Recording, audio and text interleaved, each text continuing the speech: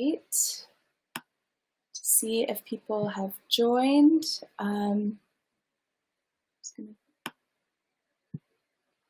Just wait a few minutes.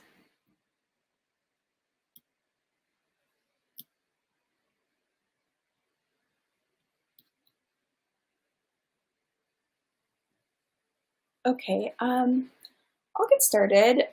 So my name is Courtney Bagtazo. I'm a product developer at Stateless. Stateless is a design, development, and production team working with brands across the world.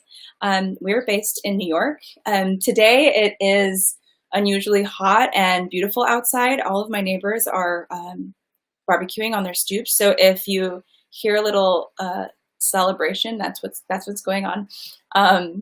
So anyway, we have a partnership with Stateless. We have a partnership with Makers Row and Embark Live now. If you're not familiar, Embark Live is an online community that connects entrepreneurs and small businesses to business category experts. I say, like, where Makers Row is a resource for getting the product made, Embark Live is a platform for all other aspects of the fashion business, such as branding, sales, marketing, etc. Stateless, we also on Embark Live with our branding team, as well as Makers Row for our design, development, and production. Today, we're going to talk about development for scalability. We'll be focusing on a strategy of introducing evergreen products that can change by fabric, by color, over time. But the idea is that it's a silhouette that remains constant in your line, either seasonally or every season. The other aspect of scalability that we're going to talk about is well-fitting pattern blocks to reduce your long-term development spending and your long-term development energy expended. The main objective of the development phase is to ensure that everything you're planning on producing and selling fits very well. That is the whole point. Believe it or not, there are a lot of brands who go ahead and they just, if you're taking like vintage or something and you make a pattern, you make one sample, they barely fit it, and then they sell it. This is not advisable. A customer might buy something if it looks cool, but they're not going to be a return customer if it doesn't fit well. So, your goal is to make a business and to have it be, long-term and successful. So this is why the development process is so important to follow. We're not going to talk about it in depth today, but I do, just for anyone who's unfamiliar with a proper development process, I will summarize. And this comes from everybody on our team. What we've done is we take all of our years of experience in startups and corporate, and we take best practices. Overall, the process is respected the same in companies. The little minute methods obviously vary from company to company, but this is a high-level explanation of how development should run. Product development requires about 9 to 12 months from start to finish, no less. It's never possible to get a fit-approved sample in 6 months from scratch.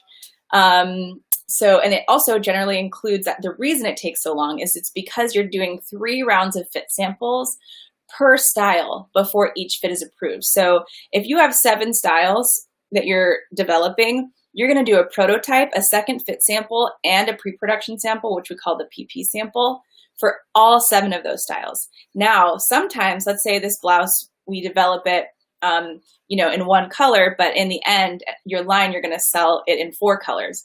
After you get through the proto, second fit, PP phase, then you go and you cut all the additional styles. So there may even be a 4th sample set step in there, and that set is called the salesman sample set, or SMS. So it takes at least 6 weeks per sample phase. So there's just no way around this 9 to 12 months, especially if you're new, especially if you've never worked in the industry before. The decisions that you're going to have to make, being able to take something from swatch to finished product confidently, is going to take you time as well. So in addition to the labor and the actual work that is involved in making your samples, you need time.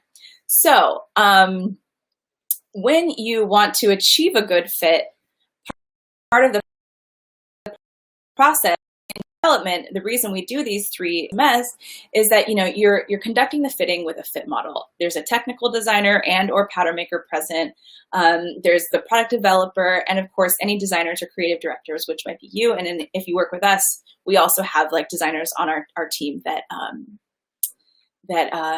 would be present in a fitting.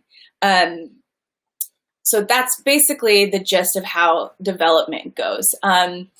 Just with the labor and material costs of sampling, like I said, those 3 samples and just buying the fabrics, and then of course, if you do have to do SMS, getting all the colors, that development process requires capital. And the thing about this is that the investment that you put towards development is not calculated towards your selling margin. Your sales margins are based on product costs alone. And from a bookkeeping perspective, you cannot bake the development costs into your production costs. These are separate costs. So with that said, that being the case, with companies who want to only do small production runs, it's super difficult to turn a profit without a development strategy. If you're, you're making 7 styles a season.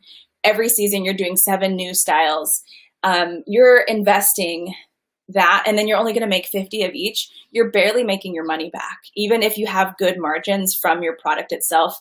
We won't talk about how to calculate margin here, but if something is, if you're selling something with healthy wholesale and retail margins, or healthy retail margins if you're just doing direct to consumer, you still have to think about how much you've invested. Even though bookkeeping wise they're not applied to each other, you still have to think about how much you invested in developing these things, because that's what determines your profit. So I'm just double checking that there's no questions. Please feel free to ask any questions, guys. This is not an Instagram live, so I can't see who's all here, and I feel like I'm talking to myself, but ask any questions you want. Stop me. I'll keep stopping periodically to check. So anyway, getting to it, a really straightforward way to do a well-budgeted collection season after season is to establish a few evergreen styles. So evergreen styles can be your signature pieces. They might change in fabrics. Maybe there's a winter version and a spring version, but when you have silhouettes that don't have to be redeveloped, you're minimizing, or sometimes you might redevelop something a little bit. You might tweak an older style, but still you're minimizing the energy and expenses that your development requires. And in addition to that, you're starting to establish pattern blocks. We'll talk more about pattern blocks in a minute, but the goal here is for your long-term development budget to be reduced and, to free up your funds to either expand your company or just add to your profit. Let's say, so these evergreen styles, season after season, you might not run the exact same style over and over and over again. It might just be the exact same silhouette. Let's say you want to change fabrics. Some changes in fabrics do require pattern adjustments. For example, like a super stretchy fabric and another one only has 2% spandex. Those will fit differently.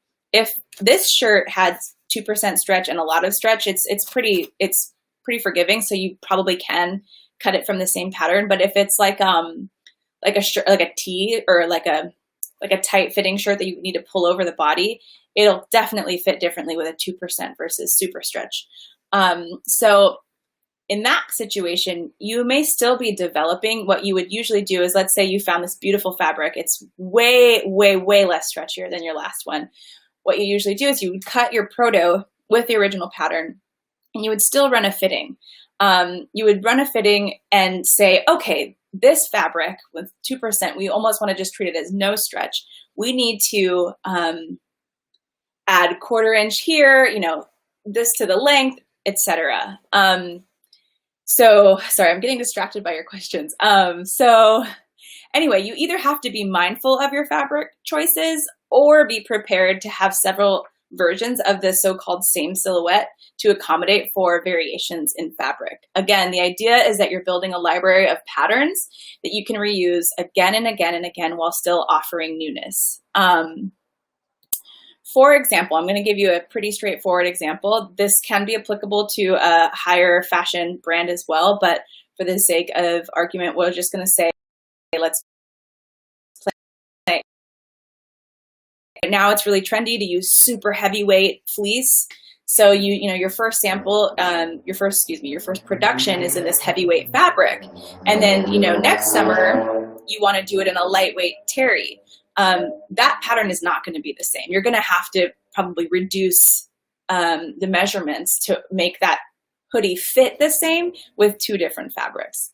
So even though the hoodie is the same silhouette, the patterns will be different to accommodate for the weight difference. So over the years, you may develop a heavyweight pattern, a mid, a light, something maybe with shrinkage because you want to either garment dye the hoodie or you want to pre-wash the fabric in garment form so it has this distressed look. There's a variety of things you may want to do to that same silhouette over time. But the idea is that you're building this library to decrease your development spending over time. So now I'm going to go back to your guys' questions. So let's see. Is there a startup place website? I have my logo and sketches done. Someone said that I would have to spend $5,000 for the first phase. I'm really excited about starting my first business. Yeah, Makers Row is a great place for you to go.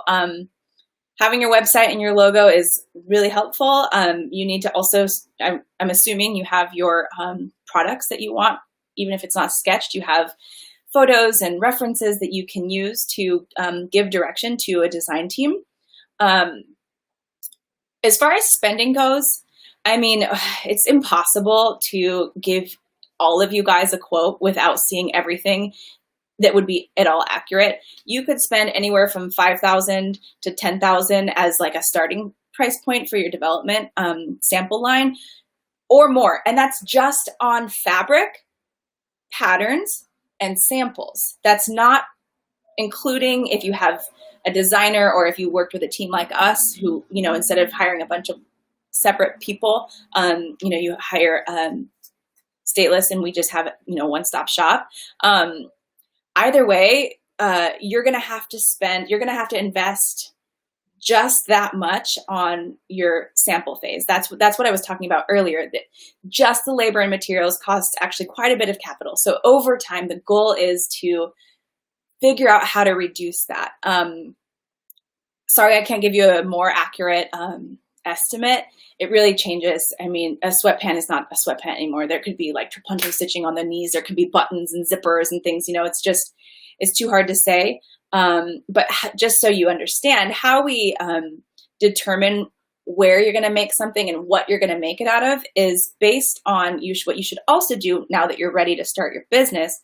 You've got your logo, you've got your business name, you've got your product ideas. You need to know what your price points are that you'd like them to be at, and you need to determine if you're going to do wholesale or just direct to consumer. And if you decide that you want to go direct to consumer to start, which means just e-commerce, but you want to sell to stores eventually, you have to calculate that costing in from the beginning, even if you're not selling to stores, because there's no way for you to make up later down the line to hit that price again.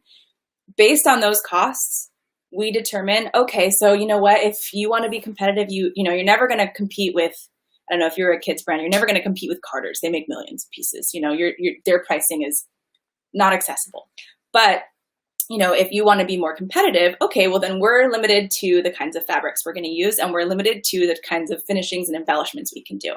And we would do those, say, in LA with $3 a yard fabric. Whereas if you had something like a high-end women's wear brand, that you wanted premium fabrics, silk alone right now is, I think the starting price is like $17 a yard. And if you did a gown, that's at least 3 to 5 yards. So just in fabric alone, you're not going to be able to sell that dress for $150, for example. Next question, how much would it cost to produce a shirt in New York versus other areas? Around 25 units. So that's I can't give you a specific cost, but talking about 25 units. So that's a really small order. In some cases, like when I first started in this industry, if I told somebody that I wanted to do 25 units, most places would be like, get out. Honestly, 25 units nowadays, small batch is becoming more of a thing. But it takes just as much work to develop that t-shirt for 25 units as it does for 300 units. For the most part, if you work with a t-shirt factory that's full package, that means that they might supply the fabric. They're going to do your development for you, designers and people on your team, but the actual labor is basically all under one roof. Those factories, t-shirt factories, particularly in Los Angeles, they have generally a 300 piece per color minimum. So if you want to make 25 units, you're going to be paying a ton of money, and nobody in LA is going to do it for you. Maybe a sample maker will do it for you, and then you're paying sample making prices. For the most part, samples are somewhere between 2 times and 3 times what they would charge you in production. So if you, let's say you wanted to make I'm going to do easy math because I'm not a mental math person. Let's say you wanted to make the shirt be $40, and you're only selling e-com. So your cost needs to be about $18. That includes fabric and labor. And you can include shipping costs. So that could include fabric, labor, and shipping. So with that said, if you're trying to sell a $40 shirt, you're not going to get an $18 cost at 25 units. You're not. You're going to get probably, if you were to have an $18 shirt, if you were to make 300 units, that means then, your samples, your small production run is going to cost the same as samples, which is more like $60 a piece. So that means that you have to sell the shirt between $120 and $150. The smaller the units, the more expensive it is, no matter where you go. You work with a pattern maker or a sample maker, or you work with, in New York, we will do 25 units. But t-shirts, that would be very expensive. We have the Atelier style factory here in New York who will do 25 beautiful hunting coats or something like that. And the customer is paying a premium for that thing. But if you're going to do 25 t-shirts, you might as well buy blanks, to be honest. There's blanks companies out there, and we help people with blanks too. We would help you connect with a graphic screen printer usually is how you work with blanks. But again, just for t-shirts, I would not recommend 25 units. You're going to spend so much money, and you're going to sell out and have to redo this again. What are the main costs that go into the product, and what are the margins we should consider putting on top of the costs? So I wasn't going to answer that, but I will.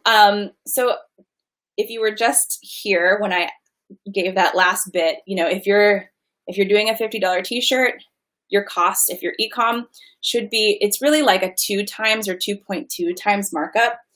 The hard part right now is that with brick and mortar retailers like Gap and JCPenney and J. Crew, there's a markdown culture that exists. So at end of the season, when we all get our deals, I'm a big sale shopper, but basically what they're doing in order to afford giving you 20% off, they might be doing a 2.2 markup, which means that 20% off for them, they're still getting the ×2 margin. So if your shirt is $50 and you're only selling at, your costs are $25, your margin is only 2 times. Now, if you're doing small units in production and you're spending a lot on your development, it's going to take you a very long time to turn a profit.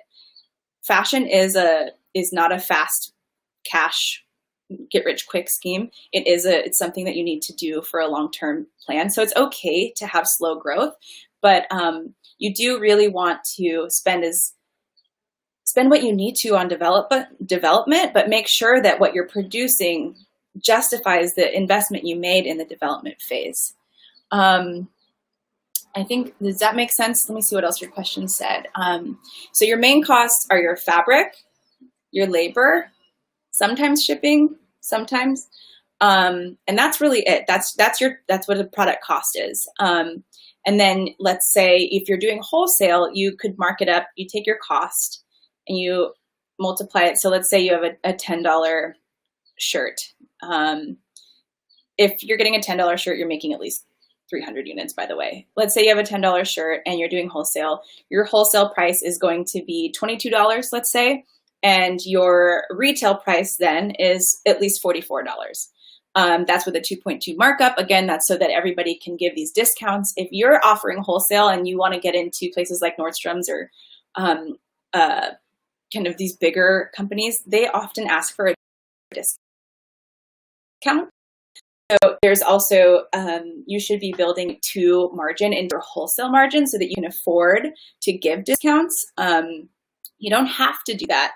And something I will mention is in the beginning, you may decide to take a margin hit because the lower the units you make, the less your margin, or excuse me, the higher your price will be. So you could say, okay, if I were to make 300 t-shirts, I could get a $44 retail price point. But because I'm only going to make 150, my margin is going to be too low if I make it a $44 t-shirt. I might decide as the business owner, that's okay, knowing that one day I'll achieve that $44 retail price. I'm going to go ahead and introduce this product now, take a margin hit so that when I grow, I'm growing towards that 300 piece production run so that I can hit that margin. Let's see, I was trying to save money, but once I sent my logo type, everyone was willing to help me get started and my family, oh, good. That's great news.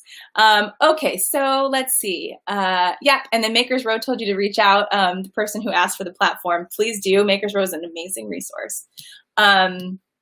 Okay, so there's a pattern maker and they're saying the way to cut costs is the communication on what you want. So this is actually a really good point. They need to think like a manufacturer or a retailer and not a retailer. So I mentioned this. There's something else I want to get to and I don't want to take up too much time, but I mentioned this earlier. You do not want to be working through your designs in your fittings. By the time you're passing off everything to the people who are doing the labor, namely pattern making and sample making, your ideas need to be as clear as possible.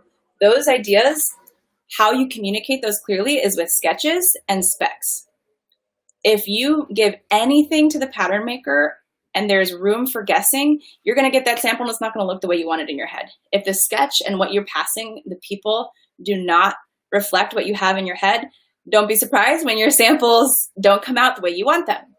So there's no reason to proceed with development. People are so eager to launch and so eager to get to the end, but there's no reason to proceed with development if you're not super clear on what you actually want to move forward with, because these people, not me, but the pattern makers and the sample makers and me, because I'm facilitating it, we can't just guess what you want. We need it to be clear. And if you aren't clear, then you're going to be changing your designs and fittings. If you're trying to do wholesale, you're missing your calendar. You're gone. You're late. And if you're trying to save money, you're going to be doing maybe even more than 3 samples. Sometimes something's hard and you do want to do more than 3 samples just because you're working through something and there's nothing out there in the market that you can reference to take design elements or fit elements to help you get along more efficiently. But for the most part, the idea is PP done. Sometimes and you have your pattern blocks established, you could do proto and second fit, and that's it. You don't even have to do a 3rd sample. So this pattern maker, I don't remember, Anne Russo, they're right.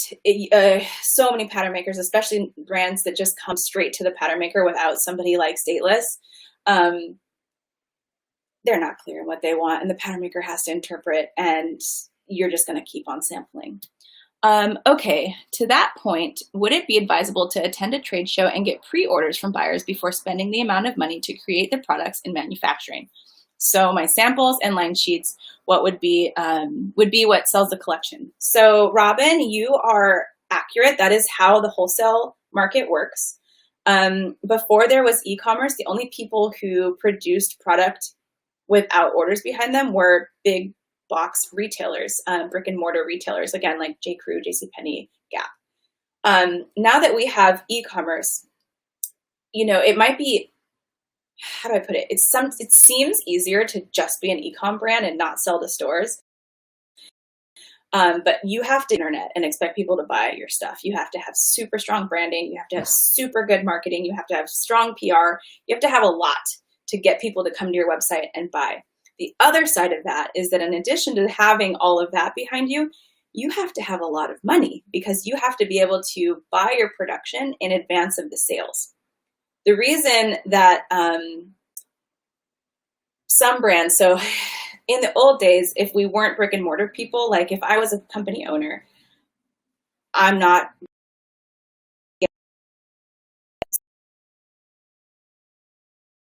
only styles that nobody buys. Those are canceled. I made the samples. I could, especially if nowadays, I could still reintroduce that style again in a different fabric. It might not necessarily mean that just because it wasn't bought that it wasn't cute or cool or sellable. It's just that who saw your collection didn't buy it. So you could use that pattern again, or maybe you're just super ahead of the curve, which happens all the time. And you would be able to just, you spent the money on the development and then you pause, you don't produce it, you don't lose money in making a bunch of stuff selling. And then you wait until, the market, exactly how wholesale model works. But for the brands who want to have e-commerce, if you do wholesale, e-com rules because you get an amazing margin because you're setting up your pricing to sell to stores. So you're already getting your 2 times or 2.2% markup.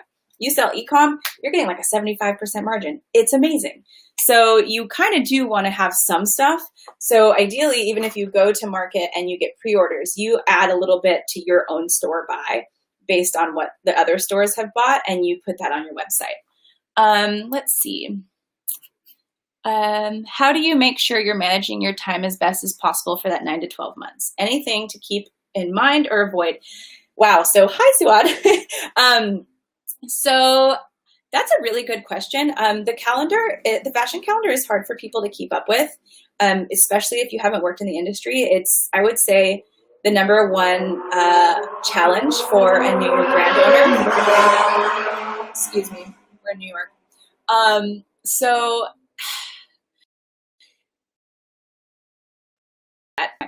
you need to not change fabrics a million times. Every time you see a sample, you shouldn't be changing fabrics. You shouldn't be changing design elements when you're in sample phase. You should be really clear on what you want. And you need to be confident in the decisions you make. You need to answer your emails fast. You need to be following up with everybody who you're working with. And I mean, this is a biased opinion, but you need to have people who work with you who know what they're doing. In 2020, anyone can do anything. I can go start a restaurant even though I've never been a chef. But if my restaurant is going to be successful, I probably at least need somebody who's managed a restaurant to help me run it, right? So you need a team who knows their stuff. They're going to help guide you. Otherwise, you can do it on your own. You can definitely do it on your own. It will take you less money at once, but you'll spend more over time and you'll spend more time. So I would say that your biggest asset in keeping on calendar is hiring professionals to help you respect the process. Okay, so I'm going to continue. So we talked about the evergreen model. From that evergreen model, what you're also creating is what we call pattern blocks. Let's say you do a jumpsuit and you may want to offer a full-length pant and then you do a romper short version. It's the same top bodice, it's got the same fit through the hips. This is considered a block. You can take that block even further. Perhaps you make the pants as a separate thing. You use the shorts and you take the top. That's 3 styles. Well, 4 really, if you did the romper short. That's 4 styles that you got from that one jumpsuit.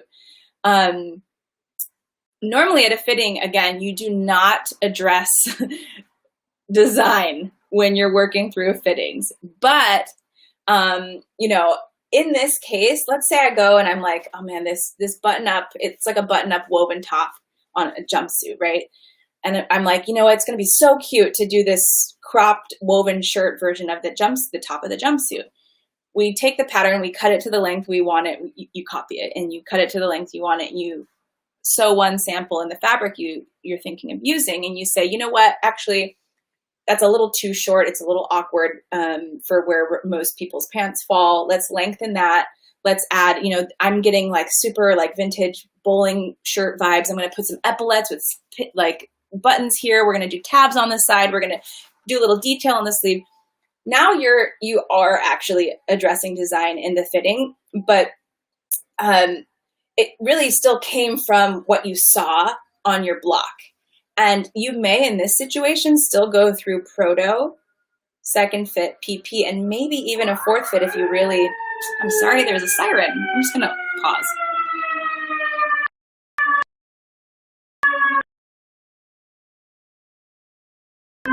You may, if you're really adding all those kinds of details that I just described, you may still need to do several rounds of samples. But what you're doing is you're making really informed decisions on fit. If your customers know that they fit your clothes, they're also, not only are they going to see a common thread from that top and the jumpsuit subconsciously, they're going to know that they can fit that top because they fit this other thing, and it'll be true. So it's not just about saving money, that like actual money up front that saves you money over time. It's, that's an efficiency thing with your team, and that's an informed thing, making your fit properly. And that helps to, again, retain customers. So yeah, I mean, basically the idea here is that you're able to offer variation while maintaining a common thread in your offerings, and you're allowing the products that your brand sells to be recognizable to the customer. So this is still a huge advantage, and it's a great way. Your pattern maker will already know how to work with that because they know your brand, so it's just a great way to streamline your process. Efficiency can be, again, either used towards allocating your team's energy on new products or innovation, or it can help you keep a lean team and a lean budget. It's really wise, I think, in 2020 to, if you're going to be a small business and you don't have millions and millions of dollars to invest, but you still want to start, you're going to need to do a lot of the work yourself. But if you don't have professional experience, you doing the work yourself without guidance is going to be problematic. You're going to make mistakes and you're going to spend a lot of money. So in my opinion, the best way to do a small business is to hire a team like Stateless, hire PR, and have these like kind of third party outsourced teams doing the arms of your business, going on Embark Live, finding salespeople, finding things like SEO, so just somebody a contractor for SEO that you can call and help you, once every season to, do the back end on your website. That is how you can keep a lean team. And that is how you can be a successful small business and be a 1-2 man show. It's not that not everybody, the word startup usually means that you have venture capitalists or investment backing. And yeah, you're going to build an in-house team and et cetera. But I think the spirit of the Makers Row crowd and the spirit of people that we like to work with, we also still work with established companies and other things, but we have a number of clients that we work with that are kind of this entrepreneurial small business. That is how you can keep your budget and your team lean and scale. So I'm going to end soon. So if anybody has any more questions, please go into the comments there. But I'm going to end with, basically, there's no company that doesn't have a budget to work within, big or small. You can have that VC capital, you can have millions of dollars to invest, or you can have, your life savings from your day job that you've been saving for the last 10 years. But either way, you have to have a budget. And the best way to maximize any budget and prepare your company for long-term success is to offer evergreen styles and work off pattern blocks. So that way you are working smarter and not harder, and still allowing for newness to be present in your line season after season. So, okay, I don't see any further questions.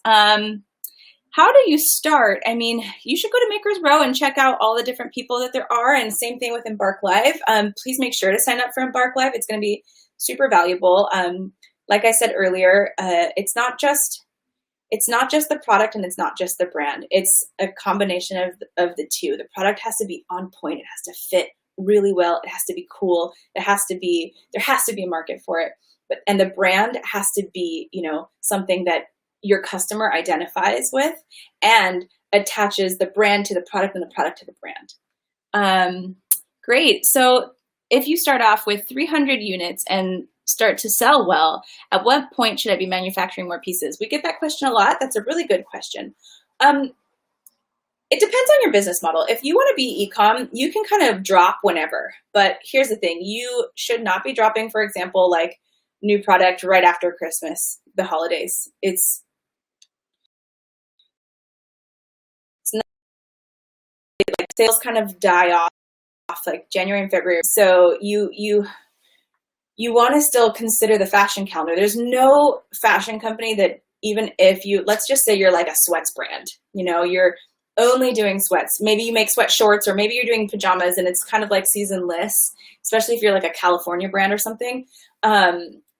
You still need to go on sale at the right time. If you're going to go on sale, you need to drop product at the right time. So ideally what you're doing is every season, with that 9 to 12 month lead time, you're developing new product. You may not even drop it right away, just like the question about wholesale and line sheets. We do that a lot. You just develop and you have that in your back pocket and you're ready to produce when there's either the demand, or, you know, stores bought, or it's, you know, you're dropping new product for holiday, etc. Otherwise, if you're going to rerun something, it's hard, right? Especially if you don't know how quickly something's going to sell out. Let's say you made 300 shirts and, you know, it was for spring. So you got your production in February, you sent it to the stores, it was on the floor by March, your sales really start picking up in March. And right now we're in May and you're like, oh my gosh, we're already almost down to like, you know, we're down to 200 pieces. If it wasn't coronavirus time right now, you should be like 2 weeks ago calling your factory and issuing a reorder if you anticipate that those sales will continue. That's a judgment call. You can hire a merchant, but until you have sales information, it really is a judgment call.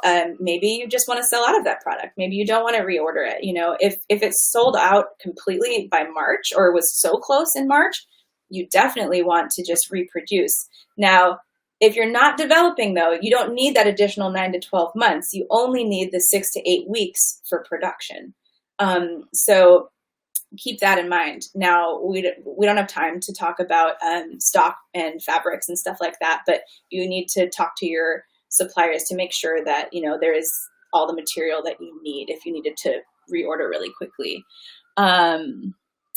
A production estimate for handbags, honestly, is about the same.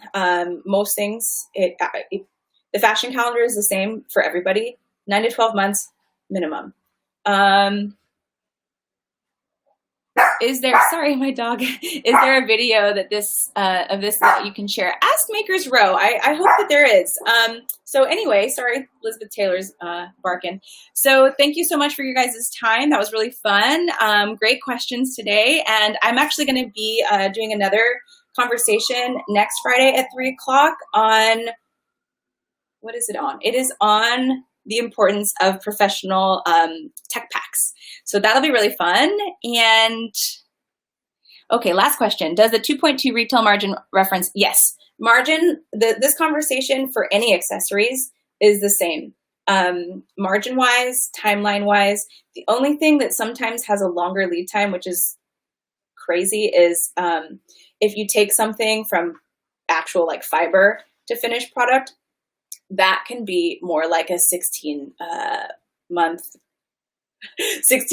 lead time. And that's really probably, I don't think this is the audience for that. If you're, you know, like scrappy and just like starting a small business, you're probably not starting from like, you know, spinning yarns. So anyway, thank you guys so much. Hope I see you next Friday at 3 o'clock. Okay, bye-bye.